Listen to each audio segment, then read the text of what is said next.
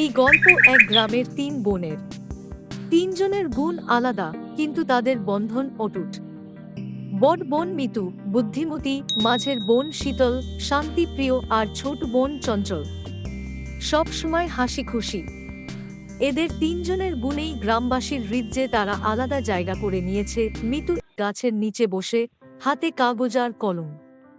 কিছু গ্রামের মানুষ তাকে সমস্যার সমাধানের জন্য বলছে, তোমার সাহায্য ছাড়া আমাদের জমির ঝামেলাটা মিটবে না। মাথা ঠান্ডা রেখে চিন্তা করলে সব সমস্যার সমাধান হয়।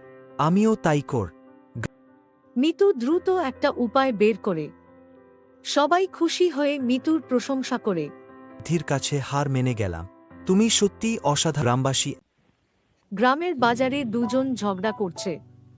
চারপাশে লোকজন ভিড় জমিয়েছে। শীতল এগিয়ে আসে। মাছ চুরি করেছে। মিথ্যে বলছ। আমি চুরি করিনি। আপনারা শান্ত হন। ঝগড়া করে সমস্যার সমাধান হবে না। শীতল ধৈর্য ধরে দুজনের কথা শোনে এবং সঠিক সিদ্ধান্ত দেয়। তুমি না থাকলে এই ঝামেলা আরও বাড়ত। শীতল, তুমি সত্যিই গ্রামের শান্তির প্রতীক। তুমি বলো। চঞ্চল গ্রামের শিশুদের নিয়ে নাচছে আর খেলছে। তাদের হাসি আর আনন্দে পুরো এলাকা ভরে উঠেছে। চঞ্চল আপা, তোমার মতো মজার কেউ নেই।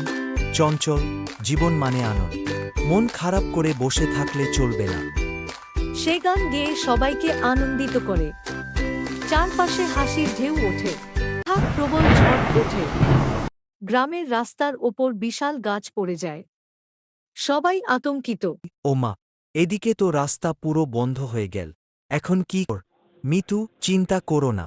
আমরা মিলে এই বিপদ কাটিয়ে উঠ। মিতু দ্রুত একটা পরিকল্পনা তৈরি করে। মিতু, শীতল, তুমি সবাইকে শান্ত কর। চঞ্চল, তুমি সবার মধ্যে সাহস জাগাও। তিন বোন একসঙ্গে কাজ শুরু করে। শীতল গ্রামবাসীর আতঙ্ক কমায়, চঞ্চল তাদের উৎসাহ দেয়, আর মিতু গাছ সরানোর কৌশল শিখিয়ে দেয়।